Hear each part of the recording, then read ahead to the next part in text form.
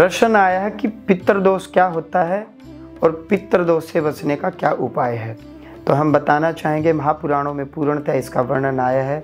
यदि हम साधारण सी बात देखें तो पितृदोष क्या होता है, जब हमारे माता पिता की हम सेवा नहीं करते या हमारे जो बुजुर्ग हैं दादा दादी या परदादा और परदादी, जब उनकी हाय बद्दुआ या श्राप हमें लगता है तो सबसे बड़ा दोष तो यही है।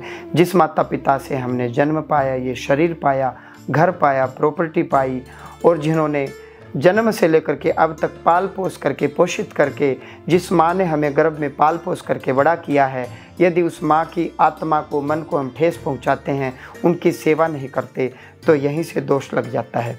इसके पश्चात कहते हैं संतान का एक कर्तव्य और है। सनातन धर्म में 16 संस्कार बताए गए हैं। अंतिम संस्कार जब हम हमारे बुजुर्गों का, माता पिता की जब अर्थी निकलती है और दाह संस्कार होता है, तो दाह संस्कार के पश्चात कुछ क्रियाएं होती हैं, कर्मकांड होता है, यज्ञ होता है, तर्पण होता है, नारायण बलि होती है, सपिंडीकरण होता है।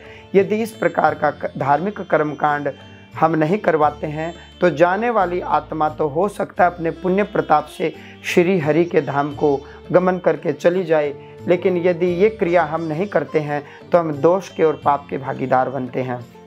तो यदि हम पितृदोष से बचना चाहते हैं तो हमें सदैव अपने माता पिता की सेवा करनी चाहिए, कभी भी उनके मन को ठेस नहीं पहुंचानी चाहिए, और माता पिता की मृत्यु के पश्चात एकोदिष्ट श्राद्ध करना चाहिए, तर्पण करना चाहिए, नारायण बलि करनी चाहिए। जीवन में एक ही बार की जाती है नारायण बलि, किसी अमुक अमुक आत्मा के लिए, और सपिंडीकरण भी केवल एक ही बार होता है।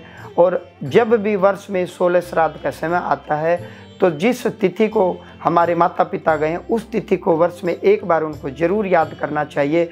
जिस प्रकार हम वीर भगत सिंह, महाराणा प्रताप के अलावा वीर शिवाजी, महारानी लक्ष्मीबाई को, या अन्य जो फ्रीडम फाइटर हुए हैं या समाज से भी हुए हैं, उनके पुण्यतिथि पर जब भारत उनको याद करता है, भारत के लोग उनको याद करते हैं, क्योंकि उन्होंने भारत भूमि के लिए सब कुछ किया है, तो हम अपने वंश के माता पिता, परदादा परदादी को याद क्यों न करें, करना चाहिए। आशा करते हैं हमारी बात आपकी समझ में आई।